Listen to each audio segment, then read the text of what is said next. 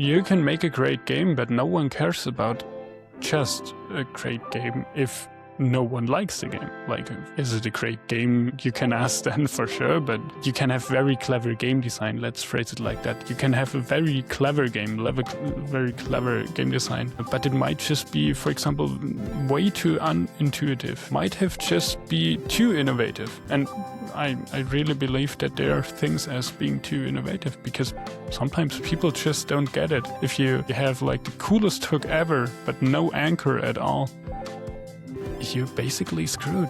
In today's Indie Innovators episode, Johannes, the founder of Ironbite Games, shares his journey from board game designer to video game developer.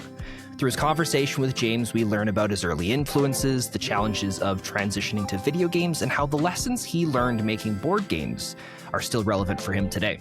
If you're interested in the topics of target audience, the balance between game design and business, or play testing, and how crucial it can be for game development, then you won't want to miss this episode, especially when we get to learn about a lot of this through the perspective of the game that Johannes' studio has been developing called Inner Demons. So first of all, thank you for coming in and doing this interview with us. I guess if you want to just introduce yourself and talk a little bit about why you're here and why you're even talking to me. Yeah. Hey, James, and thank you for having me. My name is Johannes. I'm now the founder of Ironbite Games, and we are doing video games.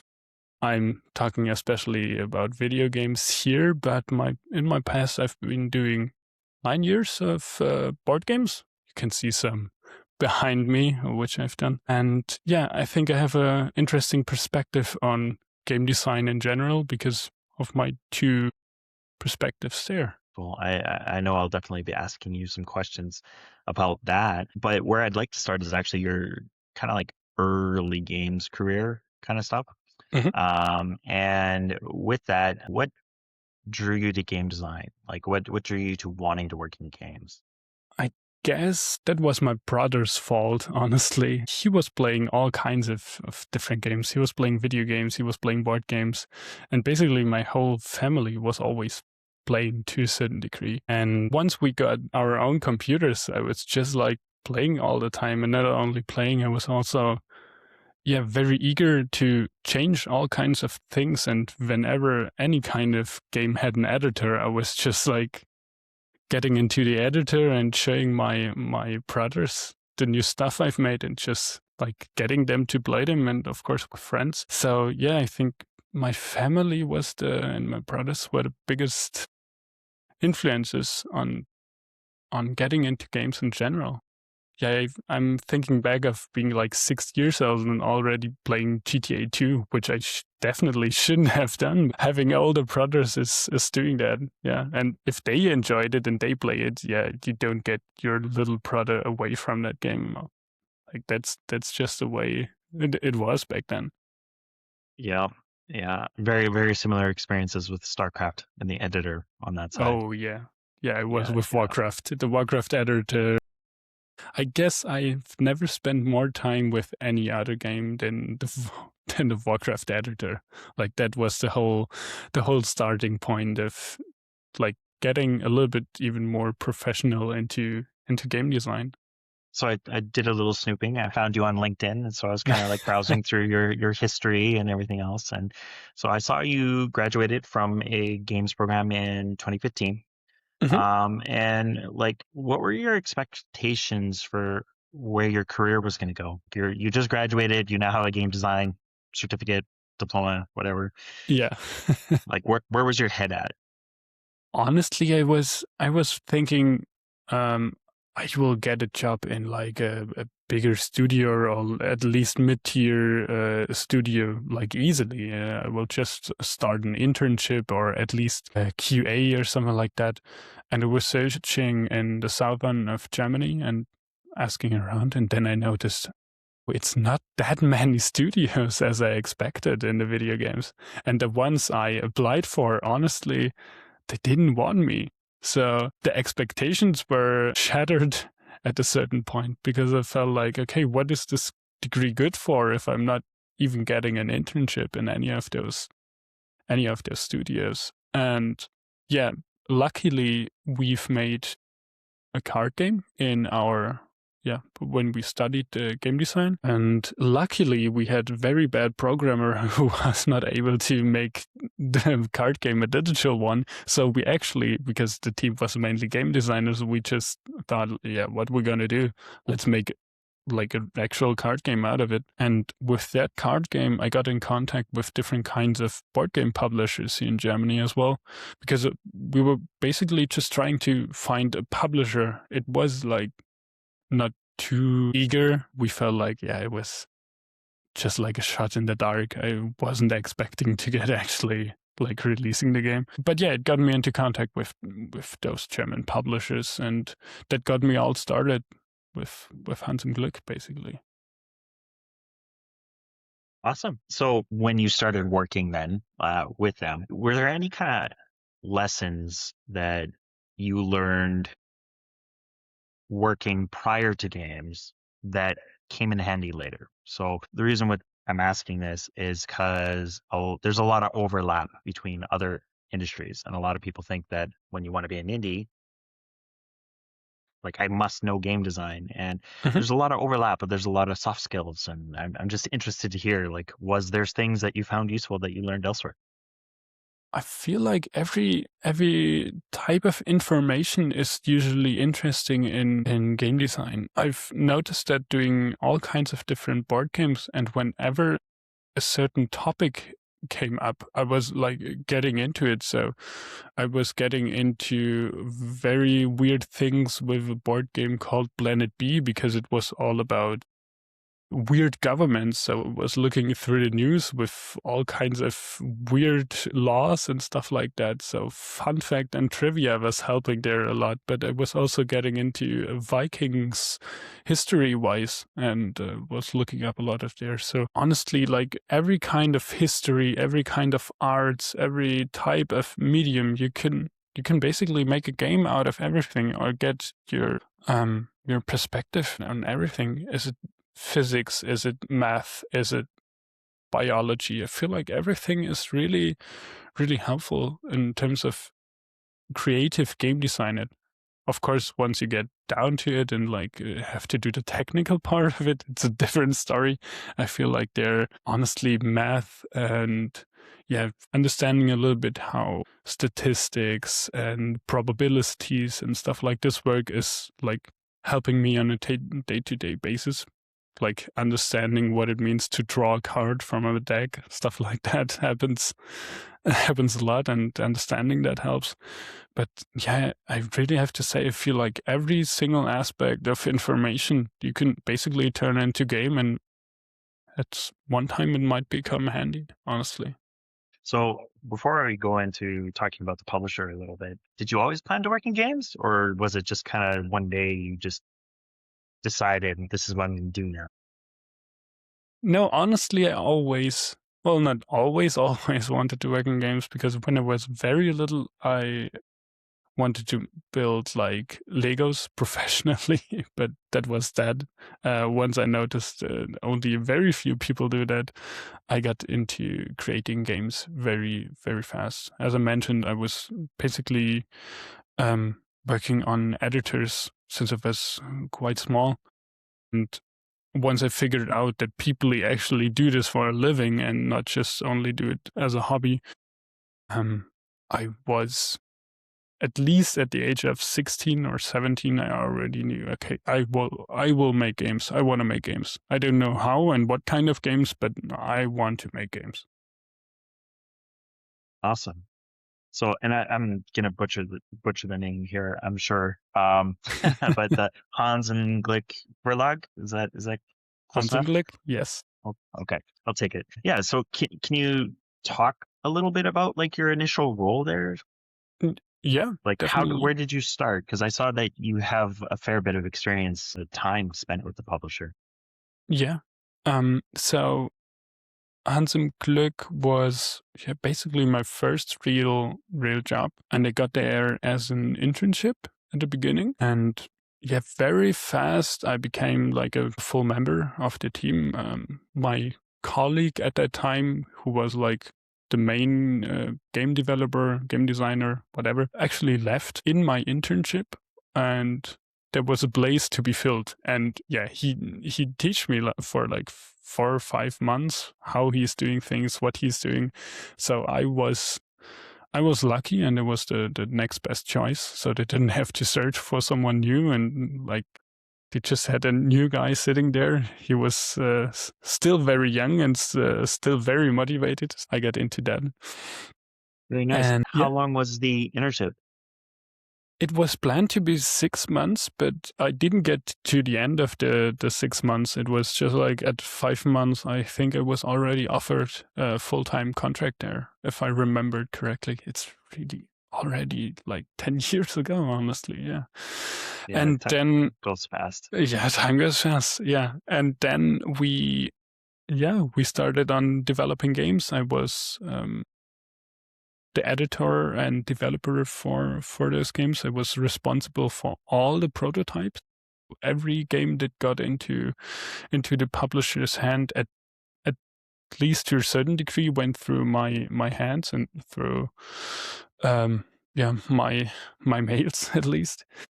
And that helped a lot of just like understanding how the industry works and understanding what games there are and what people are interested about. And then we were not that many people, but at some point I was named to be the lead designer or lead whatever, which was a little bit funny because at that time I think it was only me and another guy working in the development, because it's a really small publisher. Like I've been there when there was only like 5 people. Right now, I think there are like 12 people working there full time. So it was very, very little people there, or very few people, I should rather say. And yeah, each year I was responsible for at least 1 or 2 main releases of smaller or bigger games. And Hans im Glück is known for putting a lot of effort into each game, and also putting a lot of development effort from their own side into those games. And that is what I love doing, because we were not just a publisher that took the games, we were a publisher that kept developing the games for even like one game we've developed like 5 years. That was the stuff I love to do. I didn't love the editorial stuff. I definitely didn't love writing the rules. Heck, who does that? Some weirdos might love writing rules, but I'm definitely not one of those guys. But yeah, it's part of the process. And also getting the manufacturing done and stuff like this. It's part of the job. At some point, who am I to complain? I was working at a board game company. Like, I cannot complain too much about that. But so it sounds like you had a lot of titles, and I just wanted to ask, like, what's your favorite one that you worked on? If you had to pick one, like your magnum opus of your time with the publisher, like what would it be? If you say magnum opus, I have to say Paleo. It's also the most popular one so far.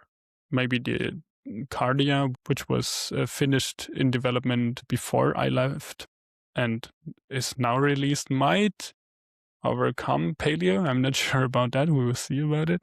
But yeah, Paleo is definitely the one I'm most known and most proud of, because if you are into board games, and sometimes you know that one. Of course, I've been working on Carcassonne, which is like biggest success for the company, and most people know that game for sure. But I wasn't responsible for the very first Carcassonne. I wasn't even going to school at this time. I was still little, so how should I? But yeah, Paleo in that regard. But the game I'm most proud of is definitely Planet B, because for that game I've not only been the developer but also the designer. So I can really say like there's the most ideas and the most just actual game design from me in that game. And seeing this game, whenever I see it in like a shop or anything, I'm feeling most proud, honestly. I just like to hear that. Yeah. Okay. So board games. Next, you transitioned to, I believe it is We Level Studios. Exactly. Yeah. So is that where you kind of crossed that border from board game to digital? Exactly.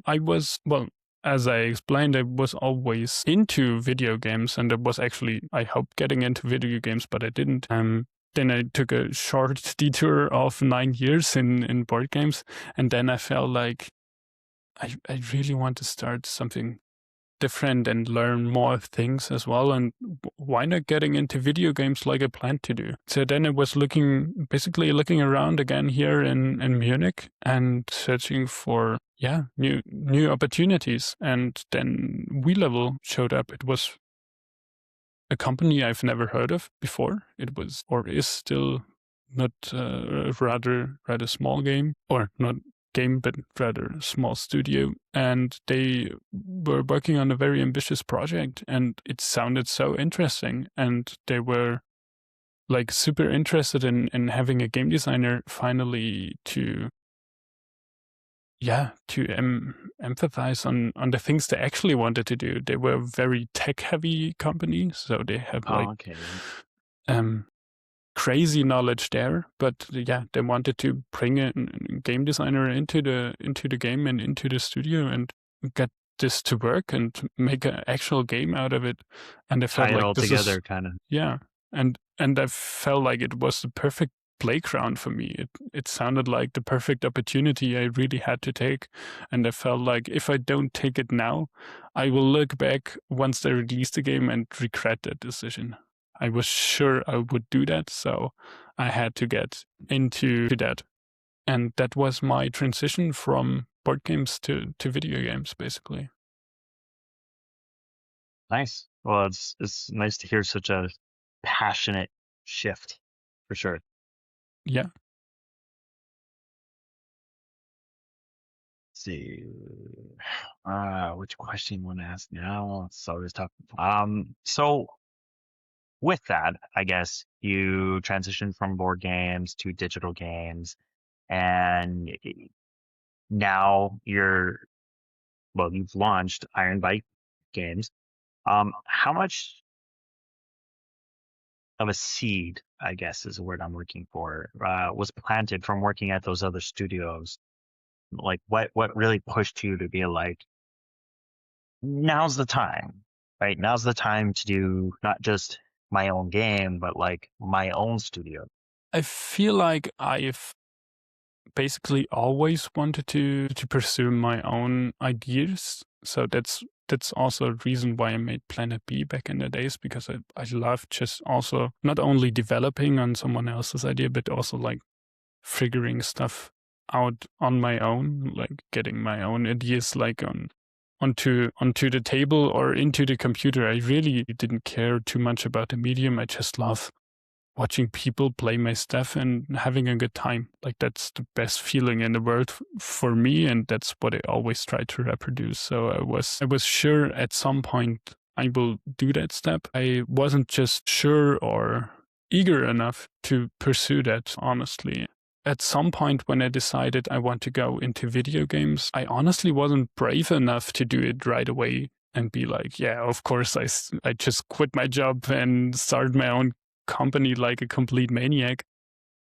But once I was starting at WeLevel, I noticed I really love game design. Like it really doesn't matter if it's board game or video game. And I'm also capable of doing game design in video game. Because at the beginning I was like, oh, maybe I screw this up completely. Maybe it's a completely different field, because I didn't have professional background. Of course, as mentioned, I was doing all kinds of video games editors and stuff like that, or mods and stuff like this. So I was not completely away from it, but it's different. Like creating your own game and doing a mod, that's totally different. But there I noticed I can do it. I can pull it off. And that's when I think like the final spark left and gave me the motivation, or the idea of now actually pulling through and just doing it in my own studio, and finally deciding on risking it, basically, because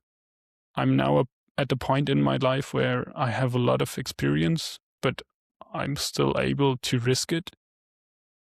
And I felt like if I don't do it now, I will regret it. If I fail, I fail. It's fine. I tried. But if I don't try, I have probably failed already. That's why I think the last piece to the puzzle was the Wii level time, and then I got into creating my own studio. Nice. No, that's great. All right. So talked about why you wanted to take that leap, right? What the motivation there was. So how do you think the background from your publishing experience and the game design from both of the companies, how does that influence your approach to game design and development at your own studio? So especially the time at Hans im Glück is influencing me heavily on my decisions I make as a game designer, and also thinking of actually releasing a game. I think what influenced me the most is like thinking of the target audience first. Like not just thinking about what makes a game cool, but actually understanding, or at least pretending to understand, what the target audience actually wants from a game. Because you can make a great game, but no one cares about just a great game if no one likes the game. Like, is it a great game? You can ask then for sure, but you can have very clever game design. Let's phrase it like that. You can have a very clever game, very clever game design, but it might just be, for example, way too unintuitive. Might have just be too innovative. And I really believe that there are things as being too innovative, because sometimes people just don't get it.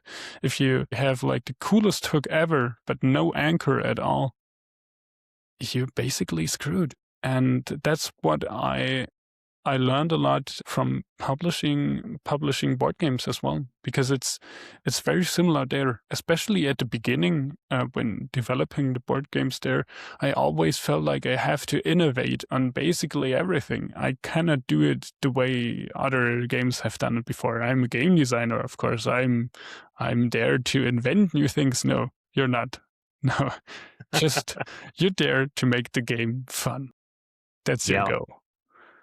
Yeah, You have exactly. to, sure, invent some new things, but please don't reinvent like every single aspect of game design, because you will not pull it off, even if you think you're that great. I thought I was at the beginning, and then I felt like, no one likes those ideas. I have to get back to the basics, essentially. And I think that understanding of innovation, target audience, and what makes a game fun, hopefully I can put that into the video games as well, and into that development as well. No, it's really great to hear.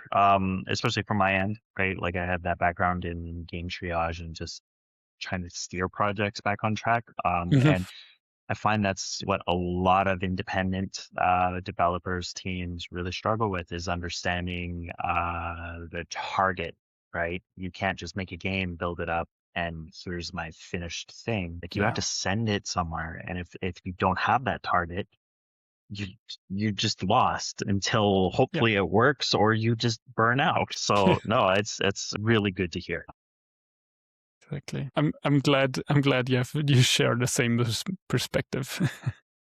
Yeah, I mean, I've worked on a lot of projects, a lot I can't talk about, and I've helped a lot of smaller people try to get going.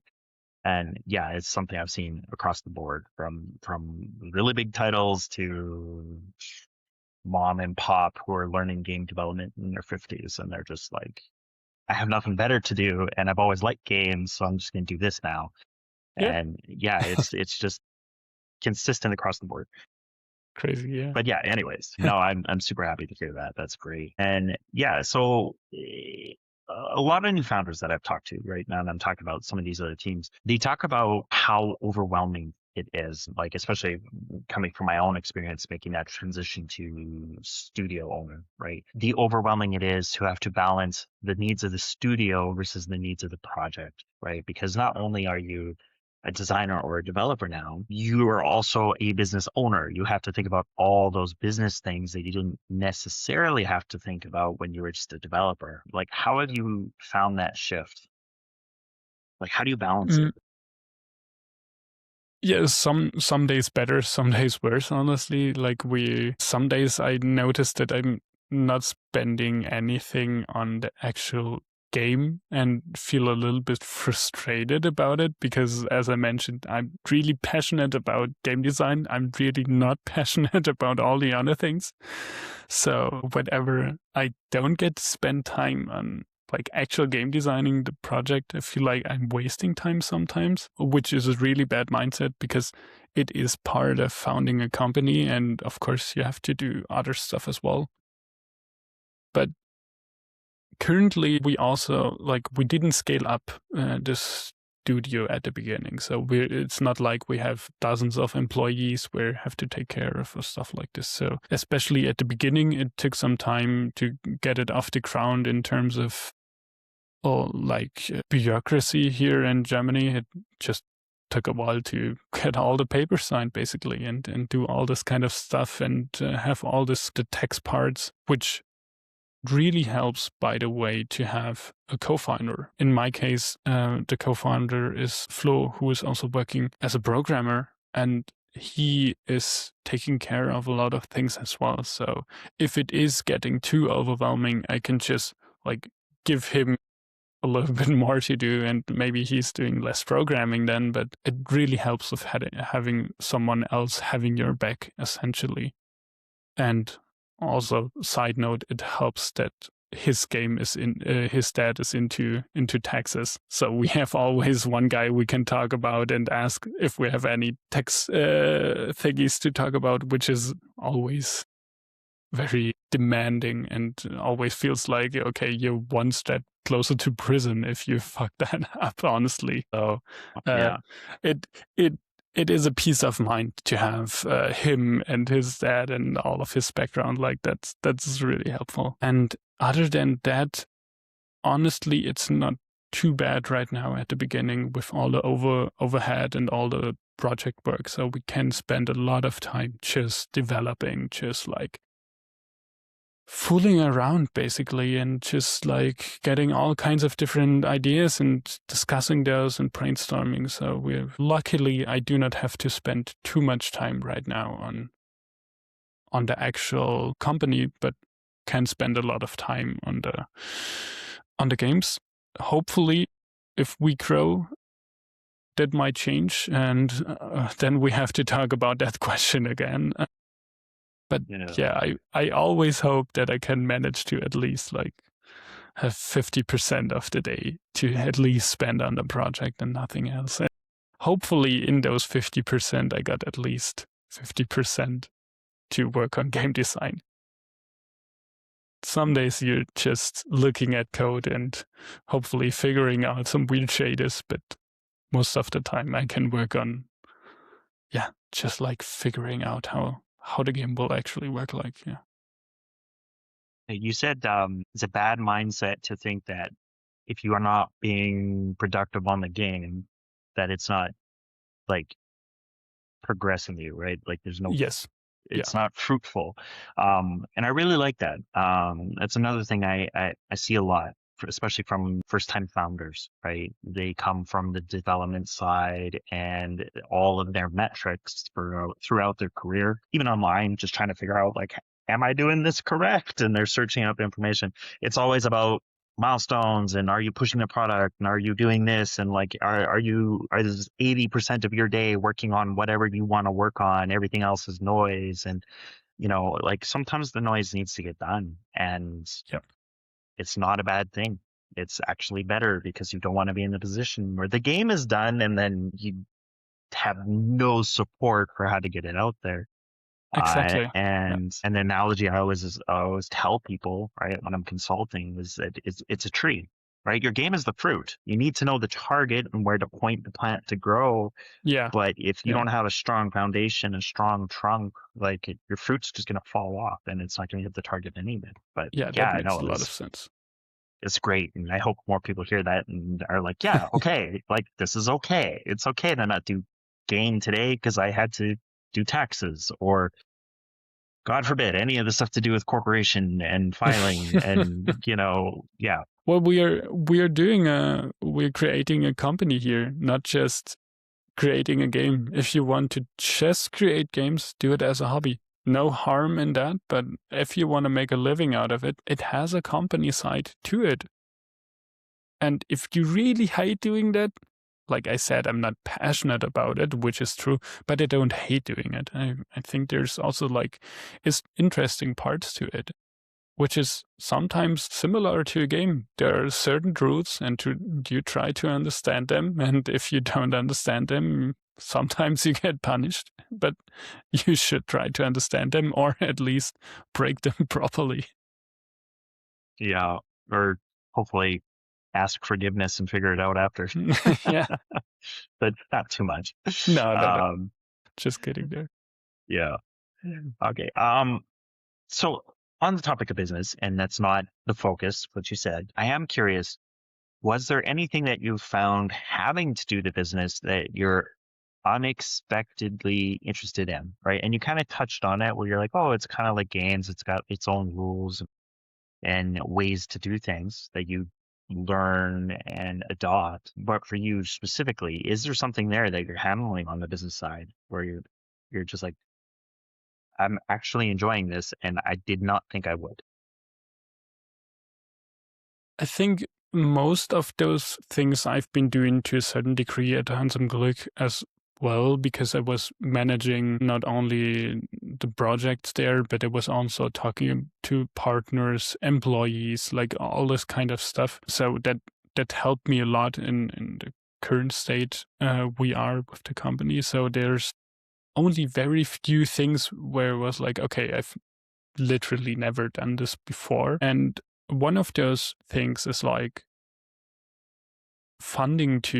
getting funding and making pitches for this funding. And usually the way I write documents is I'm just so used at writing rules. It comes naturally to me if I want to pitch you a game, I basically write rules of that game.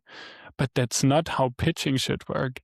So right now I'm getting that into my mind and switching that a little bit to have more of, actually promoting your game in a certain way, actually making other people's interested in your ideas before you actually have the game. And that is something I haven't done before, which I think is fun in itself, to not only explain a game, but get other people interested in your own ideas. Like that's a whole different kind of explaining a game, because at the beginning luckily I can talk to other founders and game designers and colleagues, and one of them just told me, dude, you're writing a rule, like it's fine, I understand the game, but it's really unemotional. And like getting that out of my head into the world, like that's fun. Like I enjoy that. It's a good one. I find most people don't. They're like, I don't want to talk about that. So no, that's great. It's great to hear somebody has that perspective. So I know you're still early in this, starting your own studio and like building up your game. But have you ever had any moments yet where you're like, oh man, this is just too much, or maybe I shouldn't have done this. Like I'm revisiting all the decisions that led to that decision. And if you've had those moments, what's made you stick through it and be like, no, you know what? This was the right path. I'm going to see it through. Honestly, every other week, like, anything else would be a lie. Like I went from a really cool job with very good, of course, if you ask a lawyer, it's a very bad salary, but for me, it was a very good salary, to no money at all and figuring everything out by yourself. Like every other week, I think like, are you insane? Like, what the fuck were you thinking of throwing away something? Like I was not working a big corporate job or whatever that was draining my soul. No, I was already working in games and it was a lot of fun. So I rethink the decision of founding the studio like a lot of times. But every time I come back, because I know why I made that decision. And I made the decision to finally work on what I love the most. So that decision and just my passion and my love for actual game design and working on my own ideas on my own terms is what always gets me out of that just short moment of like, what am I doing here? To the moment where I'm like, no, it's the right thing to do, and especially it's the right timing to do it. And I will regret not trying it. I'm 100% sure about that. I know me now for a couple of years, and not trying something and not like fully committing to it, at least to some years, it would, that would be a bad idea. And also sometimes I feel like people feel like it's a permanent choice. Like hopefully we can make it work, but if, I don't know, in 5 years we figure out, okay, we really can't make it work, there's still, like, you can still get back to other things as well. It's not like I closed all of the doors and like not ever getting back. So like that idea, at least, it gives me a little bit of peace of mind as well. Maybe I'm just telling it myself to be a little bit less scared of like the whole path. But yeah, just like love what you're doing. That's what gets me through those rethinking and getting back to the old ways. Yeah. Nice. Yeah, I'm close to 10 years in now for my own. I still have those moments where I'm just like, oh my God, what am I doing? Where am I going? What's going on? What do I, and having a conviction, something where you're just like, this is my motivator, super important. And I find most of the people who are sticking with it and really want it have a similar thing. They have that one key thing where it's like, this is why I keep doing it, why I keep coming back. Yeah, no, I mean, I wish I could tell you it's going to go away, but like it always comes up randomly. You're just like, oh no. And then you just remember, you're just like, oh, okay, yeah, you got to do this. The local founder I know has it's like, I forget what the term is. I don't know if they have something in like your culture, but it's like a stone. It's just like a memory tool, so that whenever you're feeling a certain emotion, you just like fiddle with it in your pocket, and it's supposed to, you just tell yourself repeatedly for so long that when I hold this, it brings out this feeling. So he's got one of those. It's just a little keychain dongle thing he has, but like he's always had it since forever. Like no computer even fits this like crazy old dongle anymore. But that's when he started, and he's just quite a bit older. And just like whenever he's having a moment, he's just fiddling with it. So I've had quite a few meetings with him, and things are not going quite according to plan for how he was expecting. And I could see him fiddling with it. And I'm like, oh, we got to have a coffee after, because this is a tough day. It seems like this guy shouldn't play poker with with that toy, because it seems like a very, very obvious tell, but it also seems like a good idea. Maybe I should introduce something like this as well. But I bring that up though because it's weird how powerful just something small like that as like a motivator. So whatever that reminder is, like, because he's been doing this for like 30, 40 years. And yeah. Okay. That's like, he's just like, this is my calming exercise. I need 5-10 minutes. I'm just gonna do this to myself. Like, I don't have to say anything, and then I'm fine. I'm flushed and fine. Everything's good. Let's keep going. Nice. So yeah, but just the motivation. So yeah, your past, where you've been, and like where you're starting to go down now, but your current project. So you're working on your own game with Ironbite Games, and what is it? It is a 2D roguelike deck builder. You've probably never heard that genre before, of course. Very new to indies. I know that for sure. We're not that we're a little late to the party, I suppose. But yeah, it's a roguelike deck builder, and it's called Inner Demons. So it's about fighting your own inner demons, like literally in your deck, because your whole deck consists of those sad demons, and you have to fight them one by one until you've reached a point where you've overcome all your literal inner demons, and therefore get to the next level or to the next try, and you can do it again and find out what your inner demons are this time. Nice. Well, it certainly sounds like it has a lot of promise. I don't think I've seen a lot of roguelike deck builders like that. So what sparked the idea for it? How did you land on that concept of fighting the cards in your deck?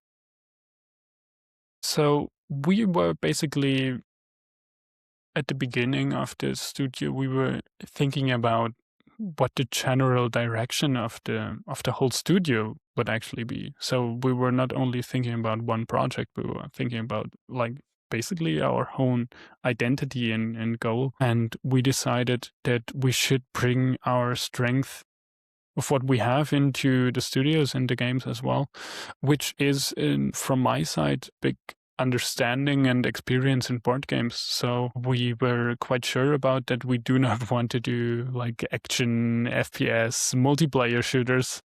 I feel like no one should do this as a first project anyways with two people, but that's another story. So we were thinking about, okay, let's get your strength as a game designer into the video games you make as well. The co-founder also loves board games. He also loves roguelike deck builder. What a coincidence. That's when we just started playing around with all kinds of different ideas. I think I pitched, first we discussed like the edge in the cornerstones of the games. Something like we don't want to have different screens. We just want to have one fixed camera. We want it to be 2D. We want it to like stuff like this. We narrowed it down to have like a very small scope, to have something doable, because we felt like most of the newcomers also fail because they're too ambitious. They scope too big, and I've definitely scoped too big in my past. I feel like it's a mistake. Everyone tells you not to. Everyone tells you will overscope, and you're like, nah, I'm not overscoping. The game needs that feature, and it also needs that feature, and it needs that, and you keep going down that road until you figured out, okay, this game is too big.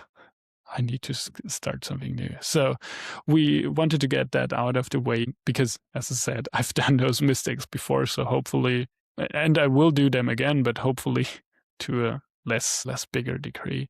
And that's why we try to find ideas in that whole area, I would say. And then I think I got like 10 pitches to him. And we were just discussing what sounds the most promising.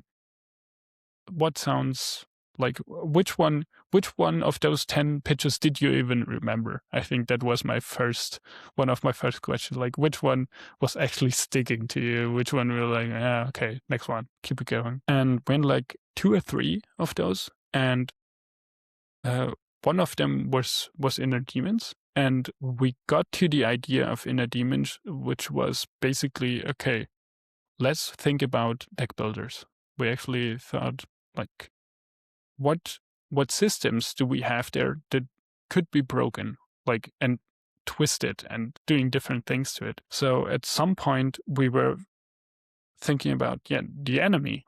Usually you just get an enemy, and that's that. Of course, you have different paths to choose from and stuff like that. That's nothing new. But we haven't seen another game that is allowing you to basically build your own enemy, because the way it works in Inner Demons, you pick a card from your deck and all the strength and weaknesses and the powers go into the enemy as well. And also with the metaphor of the literal inner demon, which we thought was like a really cool hook, we felt like, okay, we have a cool hook, but we also have a very strong anchor of just deck building games in general, which we didn't want to break up too much, because as I said in the beginning, usually people tend to do that.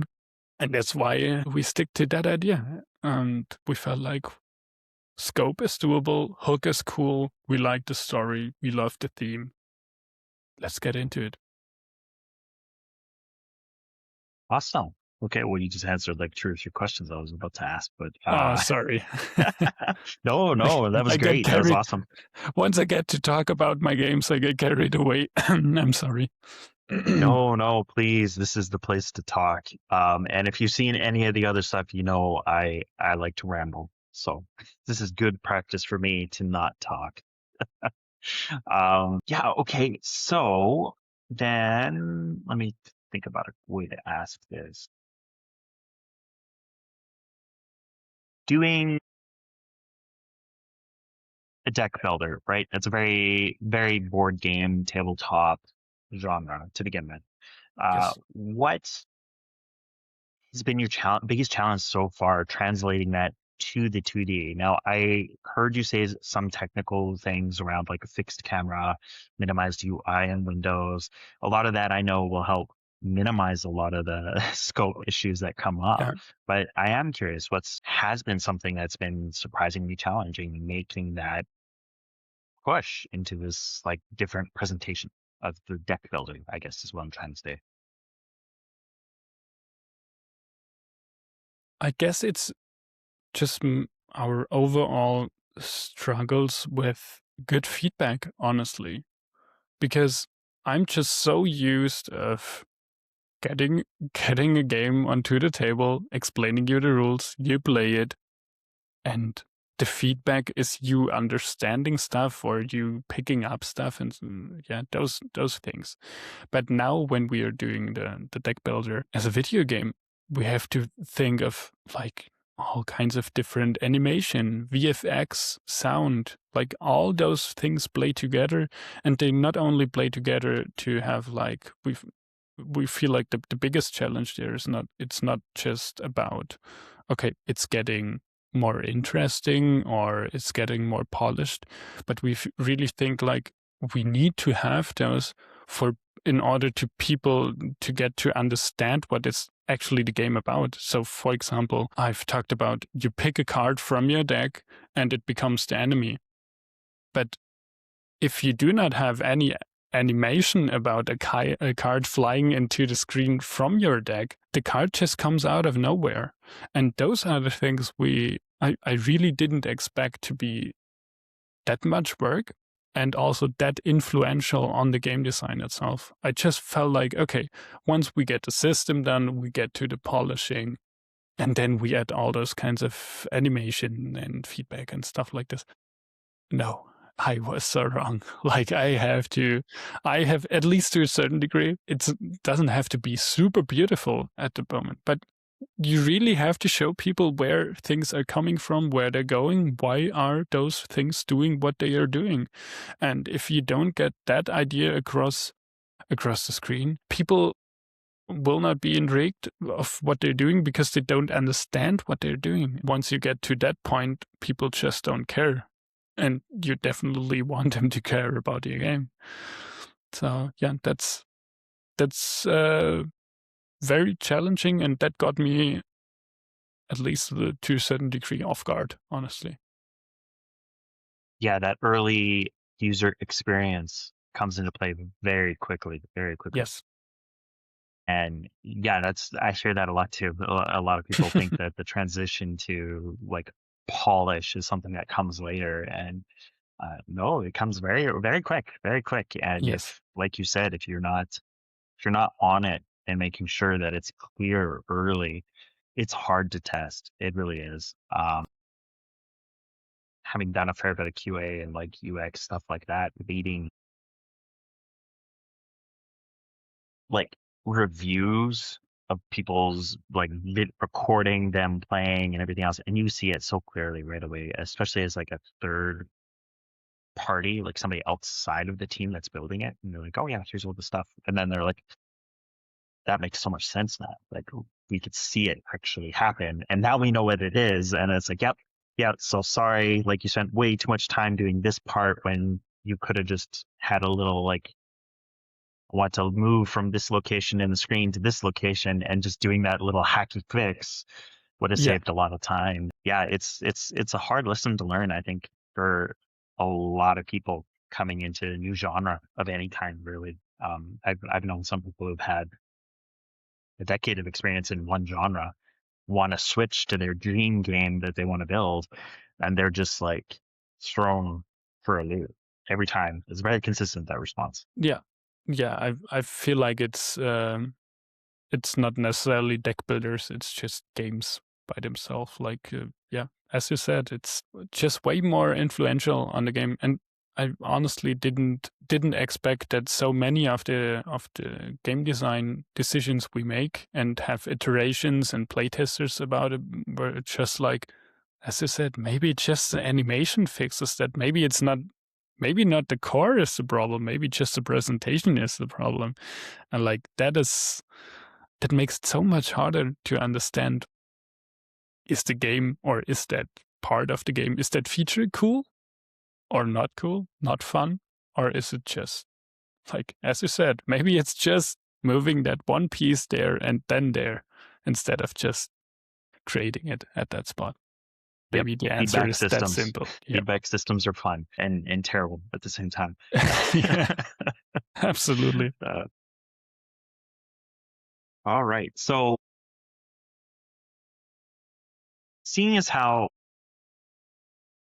it's a roguelike, right? And I just feel like that's implied failure as a player at some point, Yes. because that's the gimmick, right? That's the genre. But what is it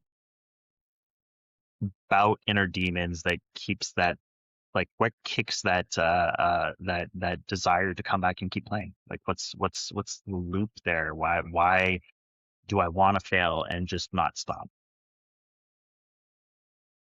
Well, I guess one thing is just simply beating it, as a lot of those games have. You just want to keep, you want to get to the end boss and actually beating the game. But of course, that's not just it. I think the most fun part is seeing how the demons evolve once you actually beat them. So that's also been like one of the most difficult tasks in creating the game, which is you do not only have just cards, but each card is also an enemy. So therefore, every decision you make on the stats will affect how you progress, what different cards you can see. So it's always a double-edged sword. Like it's really difficult to get those cards where they should be.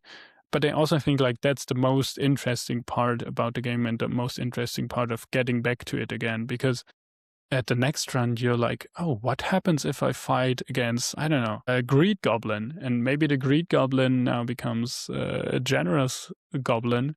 And the generous goblin like offers you a whole new set of interactions with cool other cards. So like actually exploring the enemies and therefore their counterparts of like cleansed super versions of the original card, like upgrading to a certain, we call it cleansing in the game, the upgrading and fighting of the card.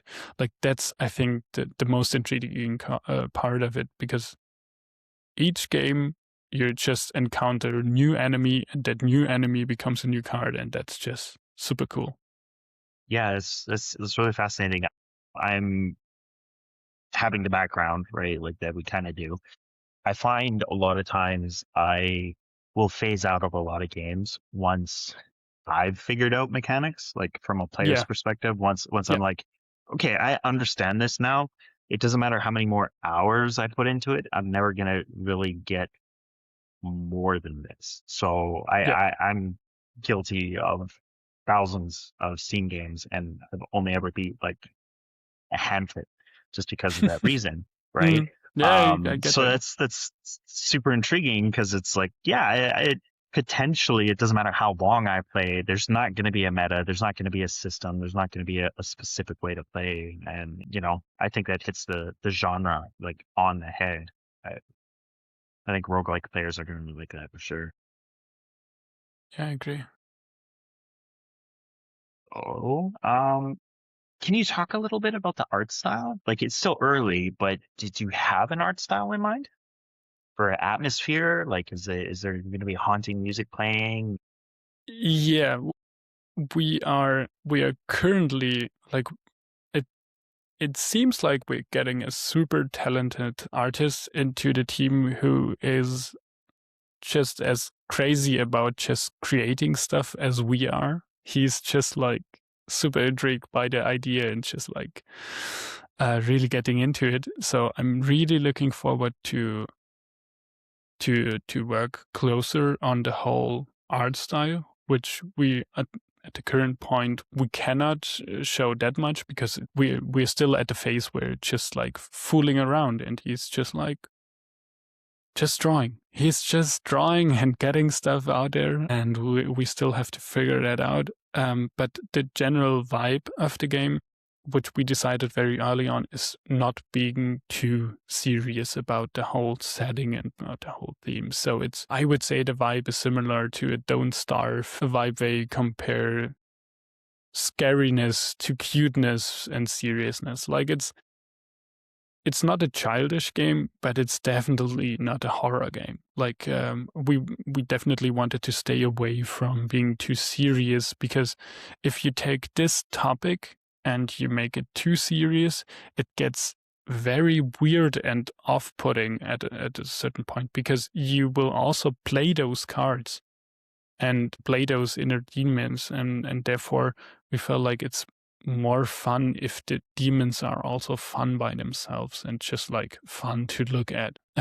Even though the whole metaphor with the inner demons is a very serious topic, which we also want to address in a certain way, but just in a way where it gets you thinking about it and not just like slap you in the face and say like, okay, you have to face those, and once you beat those you get like now, or feeling depressed about the game itself because it has a Darkest Dungeon vibe, or I don't know, like that was not what we were aiming for. But we definitely will go also hopefully weird to a certain degree, like not be too obvious about, okay, what emotion is this demon about? Like, what did they actually want to say about it? Like, being a little bit more vague about things as well. I'm sure the artist Johannes will do a great job about getting that feeling across the board. But yeah, that's what we're currently figuring out how to actually do that. And one of the biggest challenges there as well is, how will the player actually look like? Because we decided very early on that we do not want to have incarnation, an avatar, whatever on the screen, because it screws with the whole inner self, inner demons part. Because if there's a guy on the screen, it's not my emotions, it's the guy's emotion. And therefore, we always struggled with the visualization once we get to like a key art or a trailer or stuff like this, because we feel like we have to think about those things as well in terms to get the idea across. Because if I'm telling you it's about your inner emotions, cool, but I need to see it, I need to feel it. And yeah, how should that look like? Like, that's a really tough question we have to answer right now. Yeah, but the whole vibe, don't be too scared about inner demons, no worries. It should be approachable to a certain degree and just like giving you weird and off-putting vibes, and definitely not scary, or scary like an Inscription or stuff like this. We don't want to go that road. We're not that kind of people. We're not scary people. I'm certainly looking forward to seeing the trailers, and I'll definitely be following along for sure. Thank you. Yeah. Okay. So let's see here. So, I mean, target audience, I feel like I don't necessarily need to ask. We've kind of covered a lot of stuff to identify, like, yeah, this is well thought out. It's well targeted. We could tell right away that like deck builder veterans are probably going to love this for sure, and roguelikes. Hopefully, players. yeah. It's always the caveat. Yes. So development status. It's early. Obviously, it changes, and it's going to change a million times. Yes. But like, when are you hoping to have updates instead? When can the public at large see more than your initial key art on the website? I think like in somewhere in early or middle, the middle of March, actually, we will show stuff and show a little bit more about how the game will look like and what's actually happening, what we're actually working on. So like the first sneak peeks will happen around there. Of course, if you are a very polite and eager person, you can always contact me and I can give you like a really short tour of the game and show you proof of concept. We are already working on a game that we can already play, even though everything is broken. Like it's far from an alpha, it's far from an early access demo, whatever. But at least you can throw around some cards and see what they're doing, and maybe you can tickle the end boss a little bit in your first round. But yeah, once we get to the stage someone in March to show a little bit more about the game, and hopefully we make good progress and actually have somewhat of a playable demo this year. So following up with that, where's the best place for somebody to follow you? Like, is that LinkedIn? Do you have a newsletter, a community Discord? What's your jam? Our jam is definitely, well, at the current state of Discord, still Discord. We'll see about that in the future, of course. But yeah, it's Discord. You can also find us through our website, Ironbite.games. Simple as that. And we will post everything there and in our Discord that is interesting for you. And there you can also reach out to me or the colleagues. And yeah, there are a couple of industry veterans in the channels as well. So maybe if you're lucky, you can do some networking there as well even. But yeah, that's I think the easiest way of getting to know us and the game. Nice. Awesome. I mean, Discord's pretty much king at this point, to be honest. I think that if you're consumer based, you have to have one, as good or bad as that may be. Don't know. But yeah, that's the way it is. Yeah, that's the way it is. But no, it's great to know. I'll have to hop in, and if you have an announcement page, I'll add you to our like updates that come out. Just to keep track. We'll share that with anybody who's like in our servers. Cool. Let's see. Oh, if a person had, let's say, 5 minutes to try your demo, right? Your placeholder baby broken build, right? What's the thing that you want them to experience to hook them to be like, I have to keep up on this. Like, I want to make sure I'm keeping up on this. I guess it's the decision about what your next enemy will be. Like the fighting, of course, it should be fun, but you will see at least most of the mechanics there, at least to a certain degree in other games as well. But picking your own enemy and also deciding what card will get out of your deck, like which one are you willing to play without? But at the same time, you always want your key pieces basically to fight against, because you then upgrade your key pieces of the deck. If you do only fight against the scrappy cards of your deck, you will become way too weak and not be able to beat the deck. So that whole kind of risk management and this kind of tension, it's I think if we get that feeling across, it would be the best. Like a lot of tension in that just one decision. Like it's a tough one, but I think it's a very fun one. It sounds fun. I'm interested. Good. I'm interested. I hope anybody listening is interested. That sounds good. Yeah. Well, beyond inner demons, right? So we get like past, present, current, immediate future. What about a little bit past that? What's your long-term vision for Ironbite, and possibly your game dev career? What do you think? Like success, failure, doesn't really matter. What's just like the intended goal or target, I should say? Yeah, the target and the intended goal is to have 2D board game like projects in the future as well, to keep stacking on the experience we've made, and not just like, okay, now we've made a deck builder, now we make the first person action multiplayer shooter we talked about Smart. earlier. Yeah, smart. Yeah. No, we want to stick to that niche and to that area and reuse as much as possible in terms of experience, maybe some code, I don't know, but we don't want to recycle all the game ideas in a very soon. We want to make new games. But yeah, that's our niche we want to focus on, and we want to make like a game about every year.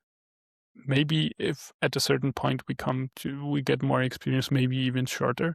So we definitely do not want at the beginning too big of a project, like to build also some sort of back catalog and get people to know not only our games but also the studio, where they're like, okay, I really loved Inner Demons, but what about, I don't know, insert funny title there, and get the people, to trust us also as a developer a little bit. I know people usually don't care too much about the developers and the publishers. I know that, no worries.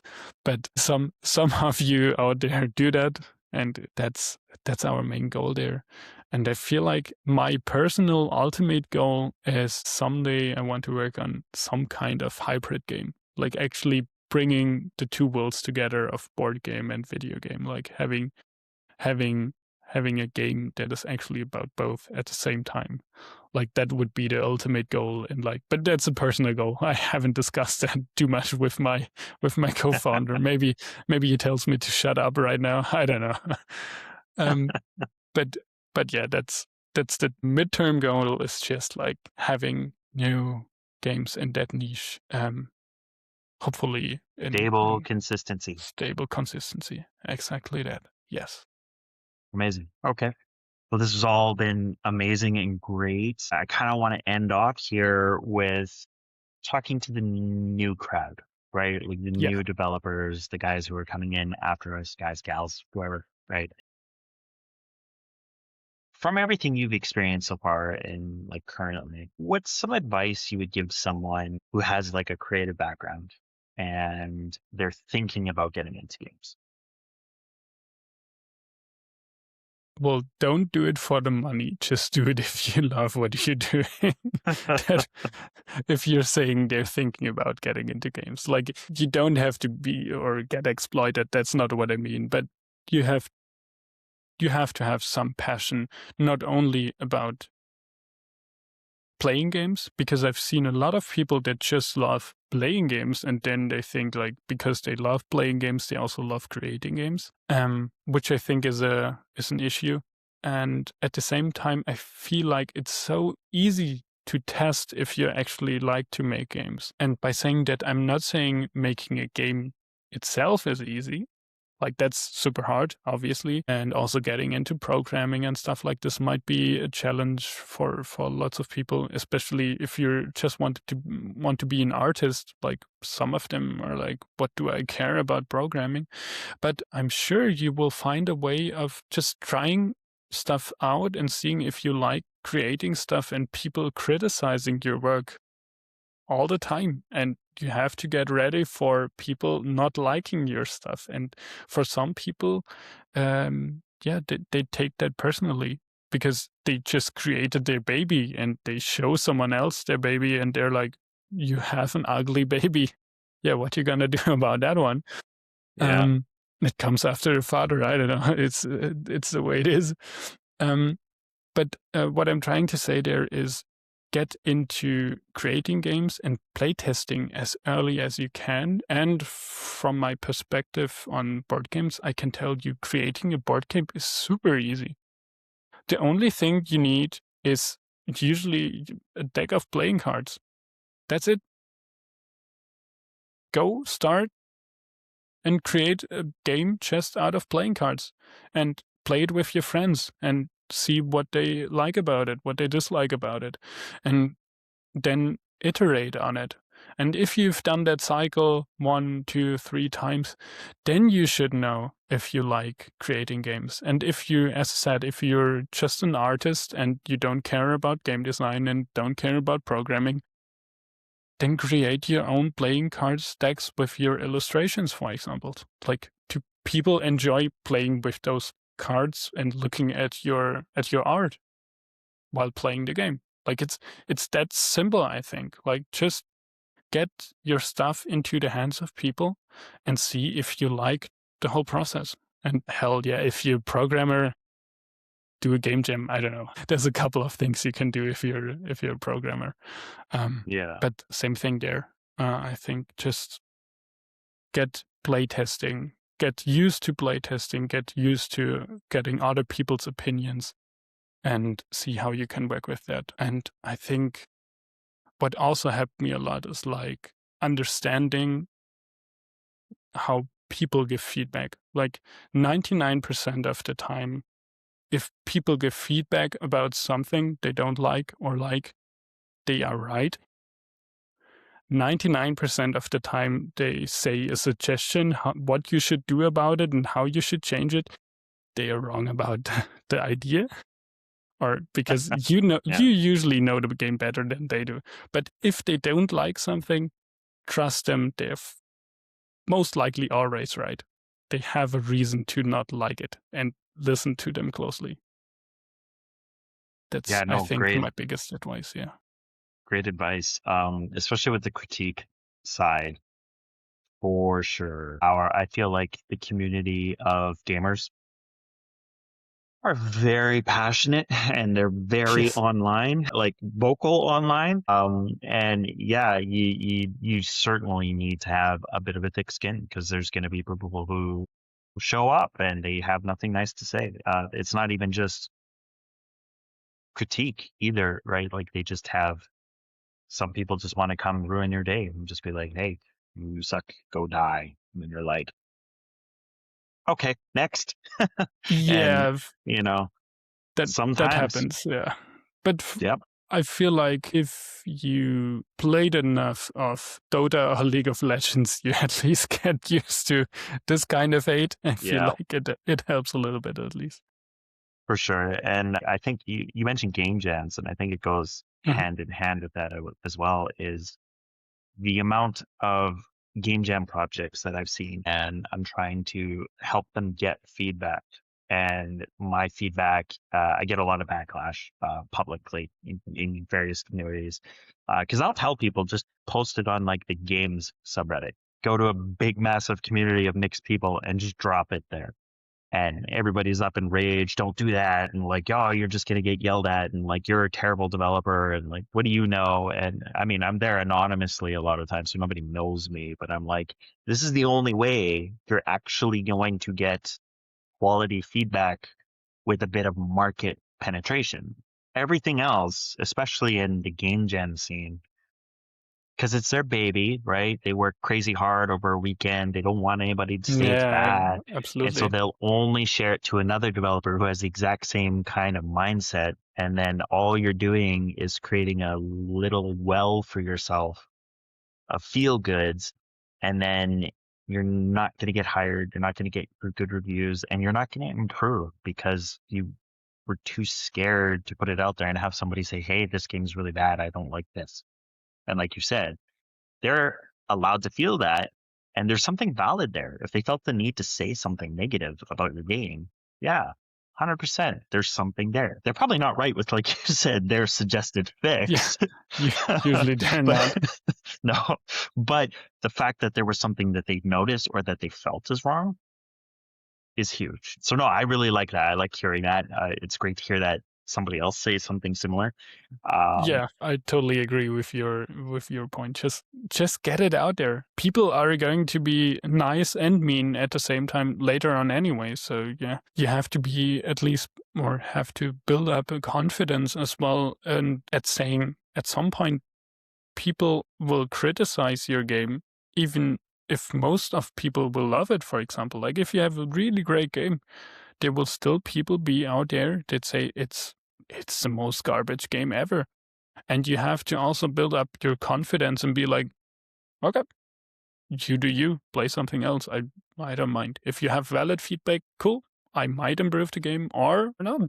Like, it's always your decision, but yep, always show your stuff to the outside world. I completely agree with that. And one of my, I guess, favorite things to do in my local area where I go to meetups and people want to see, like, oh, can you show us what you did in like a weekend jam or something? Because I'm trying to showcase small scope thinking, right? Mhm. And I show up like with the worst stuff, and I intentionally take like unreal error sounds messages or tunes from like the developer signals that are built into the game engines, or just like random grunts and groans that everybody's heard a million times. So you'll be running around with a gun that makes the little like kapop sound, and like it's bad intentionally because I don't care, right? That audio I'm not getting feedback on. All that matters is that when you shoot, it made a sound for me. Yeah. But Yeah. it's great to show newcomers that like this is the starting point. It's not supposed to look good. It's not going to be good, especially when you're early testing a concept.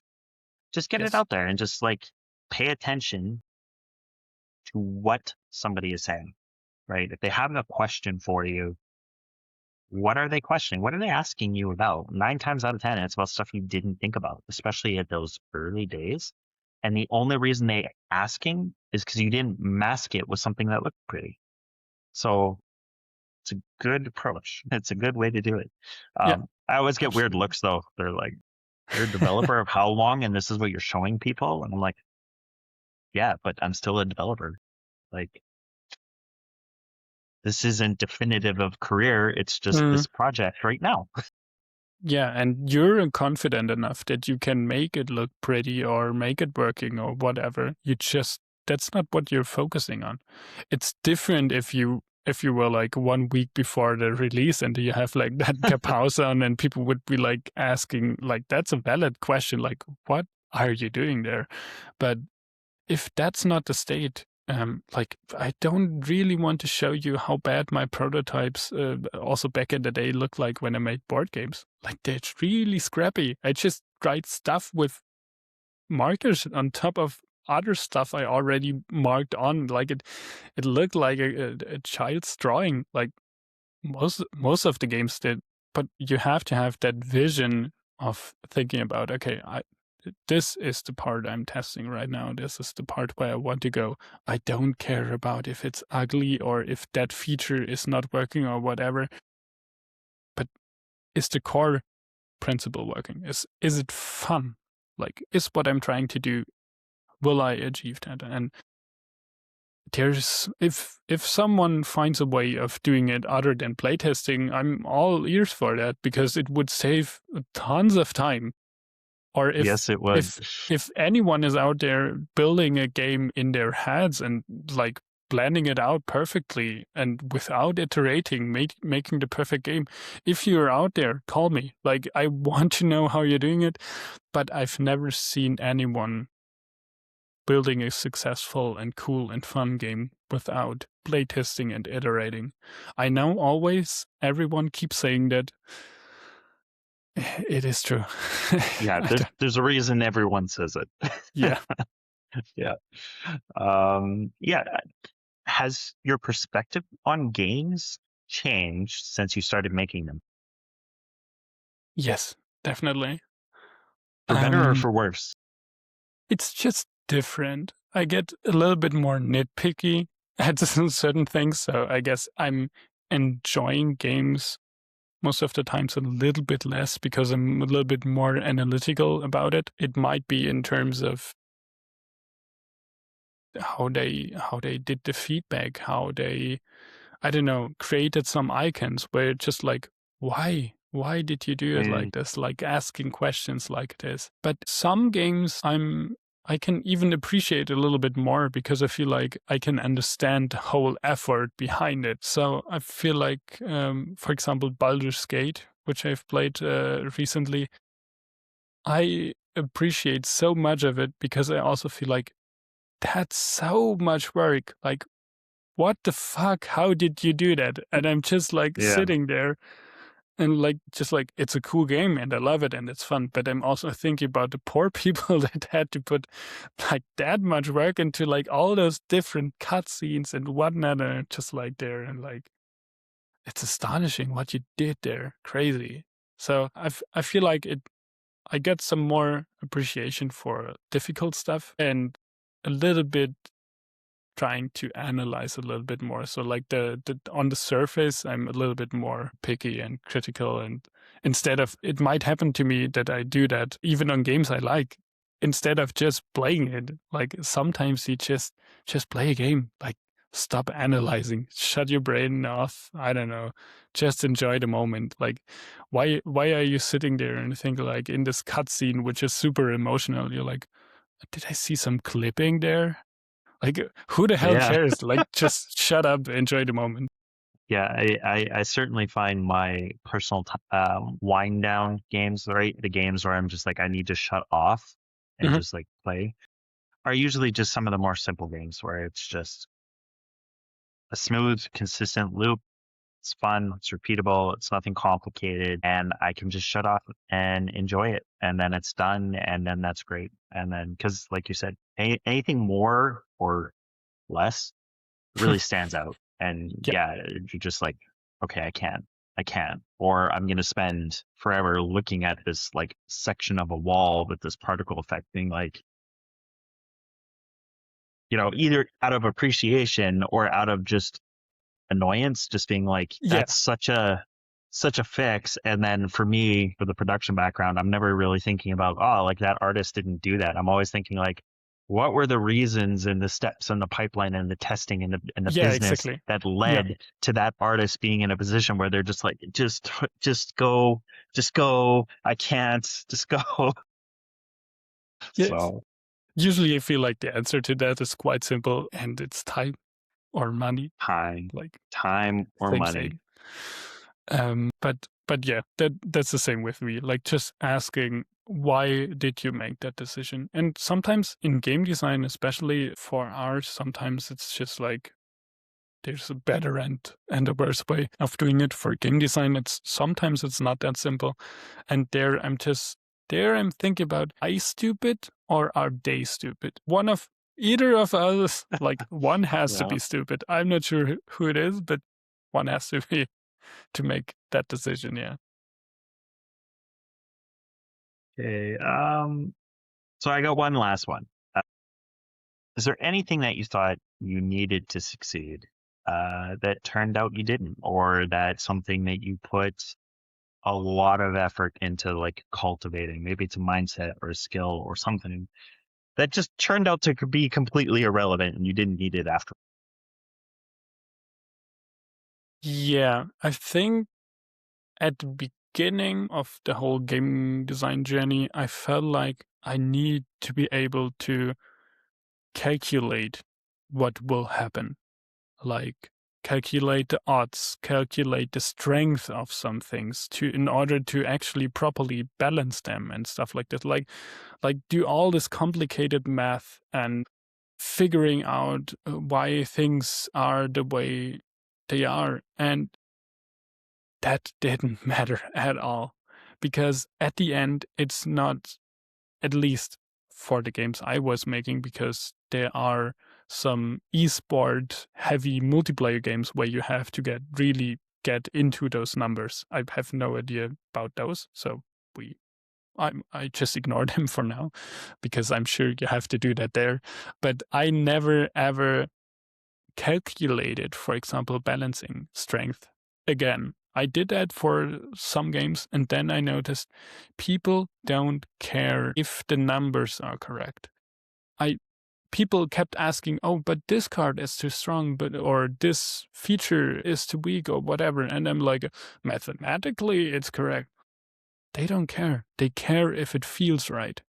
So that's the only thing that matters to me. Does it feel right? So yeah, I think I thought I needed that skill, and I did it a couple of times, but then I noticed it's what they feel. It's not what you calculate and tell them that they are wrong, because that never helps anybody.